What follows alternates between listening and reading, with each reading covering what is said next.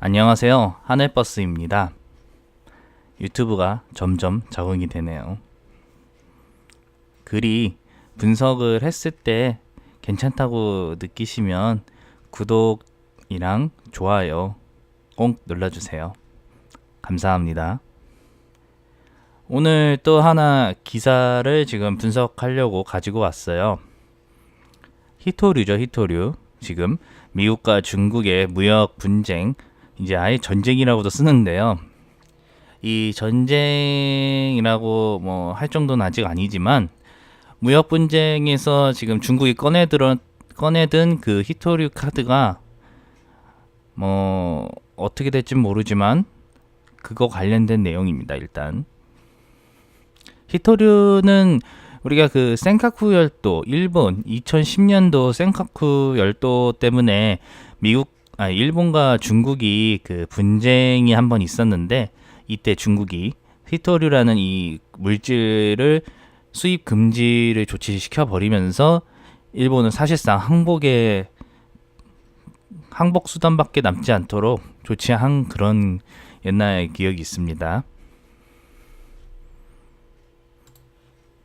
그러면 이제 이 중국과 무역 전쟁 신무기 히토류 매장량은 북한이 세계 1위라는 이 기사 한번 분석해 볼게요. 이제 우리나라 같은 경우는 그 지하 자원이 없죠. 정확하게는 없다기보다는 채산성도 맞지 않지만 풍부하지가 않습니다. 다른 나라에 비하면. 다른 나라 같은 경우는 뭐 자원 선진국으로 대표적으로 꼽으면 러시아, 그 방대한 양의 그 엄청난 영토죠. 진짜 그 큰 영토에 뭐 노다지들이 워낙 많고, 호주 같은 경우도 뭐 노다지들이 많으니까 이런 이제 지하 자원이 받쳐주는 나라들은 뭐 산업 경쟁력이 좀 떨어져도 그 지하 자원 하나만으로도 뭐 먹고 사는데 지장이 없으니까요.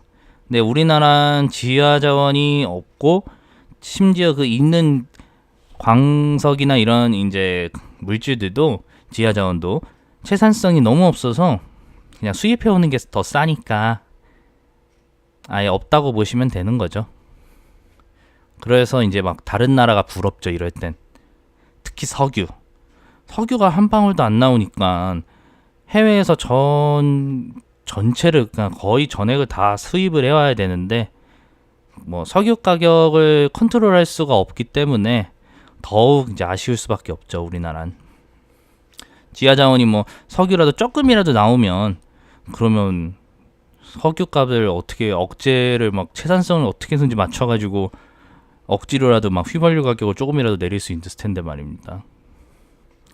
일단은 이제 뭔 얘기를 하고 싶냐면, 지하 자원 얘기를 하면 항상 끊임없이 나오는 뉴스가 하나 있어요. 그게 이제 여기 이제 매장량 북한이 세계 1위다 이것처럼 북한 지하 자원 풍부설이라고 제가 이제 이름 붙여놨거든요. 일명 북한 지하 자원 뭐 최강설이라고도 합니다. 쉽게 북한 영토 안에 지하 자원이 정말 많다는 거예요, 진짜. 라고 누군가 주장하고, 우리나라 그 기관에서도 매장 추산량이 상당하다고도 이제 얘기는 했지만 신뢰성이 참 애매하죠. 지금 그래서 이제 기사도 한번 읽어보겠습니다.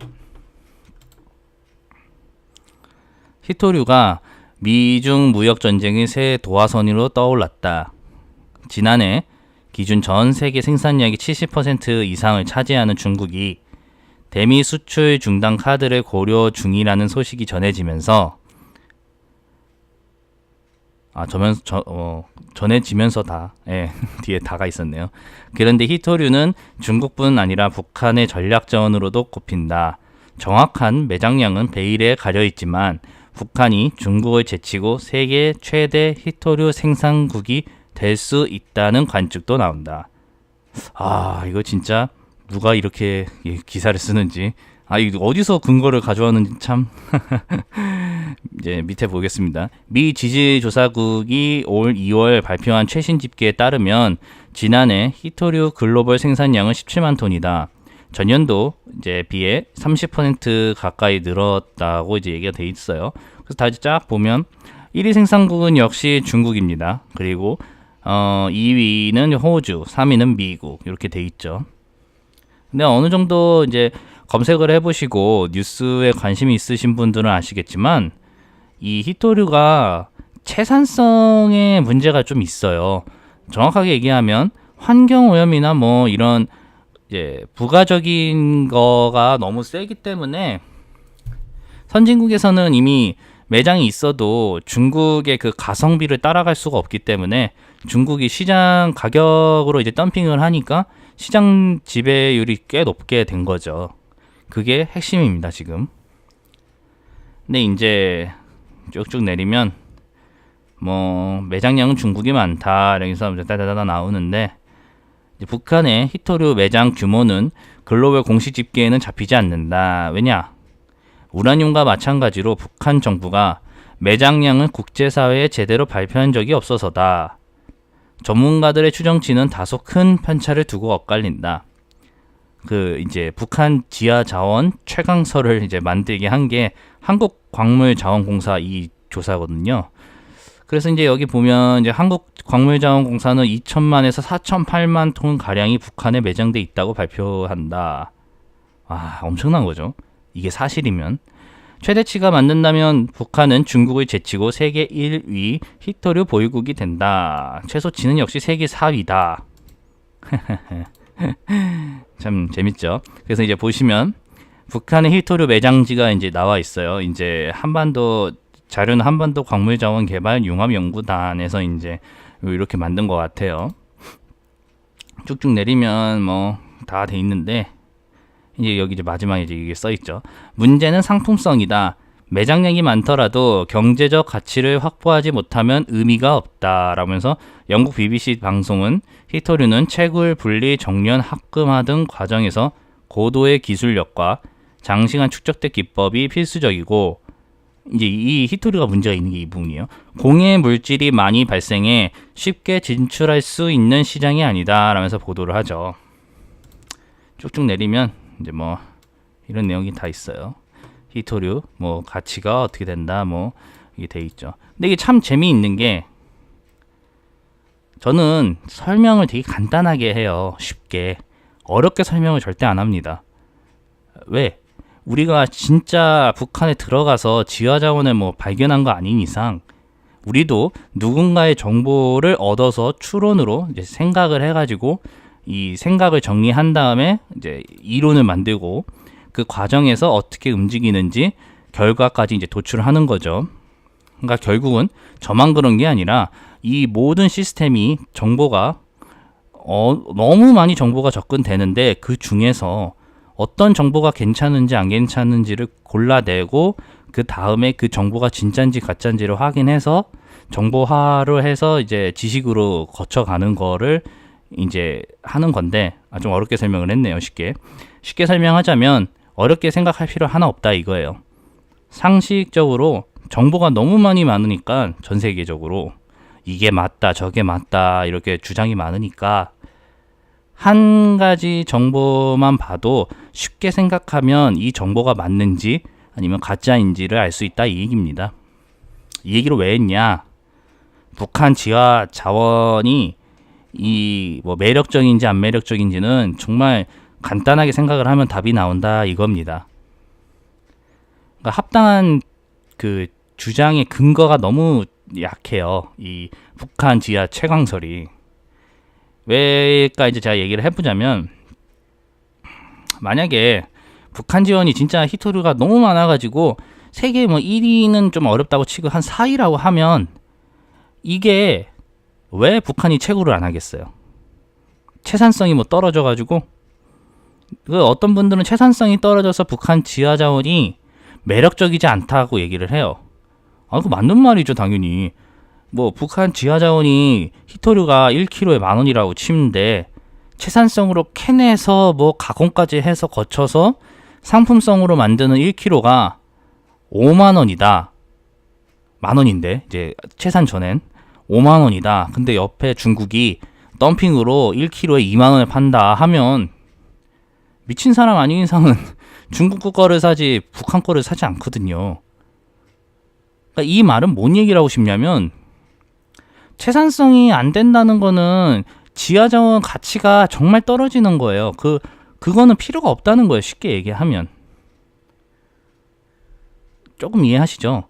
그러니까 더 쉽게 더 쉽게 세게 얘기를 하자면 그렇다 할지라도 만약에 채산성이 정말 안 좋아가지고 근데 중국이 이 바보가 아니거든요. 얘네 나라. 근데 북한의 후원국인데 북한이 정말 지하자원이 매력적이고 사용 가치가 있다고 하면 이미 진작에 뽑아먹었죠. 더 쉽게 얘기를 하자면 중국이 그런 기술조차 없다. 아니면 이제 북한이 거부한다. 이렇게 얘기를 하면 더 말이 안 되는 게 북한 그 김정은 국무위원장이 그 자신의 그 북한 핵무기를 담보로 미국과 지금 막 협상을 하고 있잖아요. 결국은 북핵 협상이.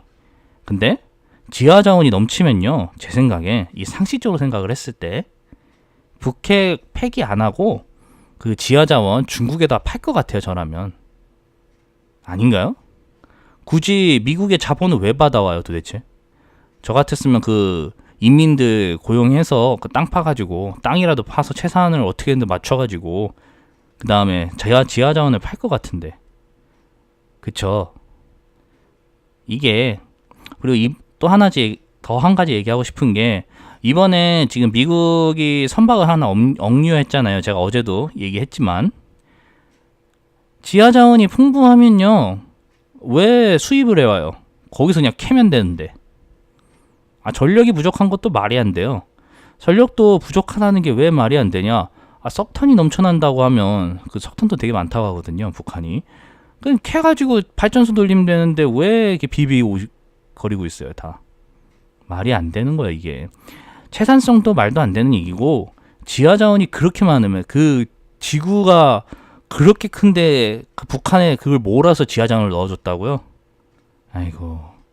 이게 뭐, 그니까, 이것도 물론 제 말이 100% 정답은 아니에요. 왜냐면, 북한에 들어가 보지 않았으니까. 실제 북한에서 땅도 안 파고, 뭐, 쳐다도 안 보고, 거 가서 뭐 조사도 한 게 아니에요. 그렇기 때문에 100% 주장은 아니에요.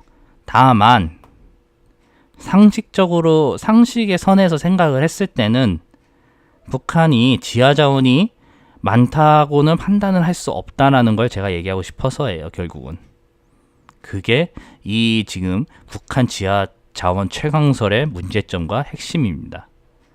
그러니까 결국은 뭐 히토류가 그렇게 인기가 있었고 막 했었으면 제가 북한 김정은 위원장이었으면 지금 뭐 이거 진작에 팠죠. 파가지고 수출했죠. 이미 중국에다만 수출해도 먹고 사는데 지장 없을 텐데 왜 안 팠겠어요? 이거 세계 뭐 4위? 에휴. 결국은 그렇다는 얘기입니다. 그러니까 뭐 이게 매번 지하자원 얘기 나올 때마다 가끔 나오거든요. 뭐 통일 부담금을 뭐 덜 수 있다. 의도는 뭔지는 알겠는데 북한과 이제 통일을 했을 때 긍정적인 요소를 하나 넣고 싶어서 얘기하는 거일 수도 있는데 현실은 정말 이 이론과는 딴판으로 돌아가고 있다라는 얘기를 하고 싶은 겁니다. 예, 감사합니다. 여기까지입니다.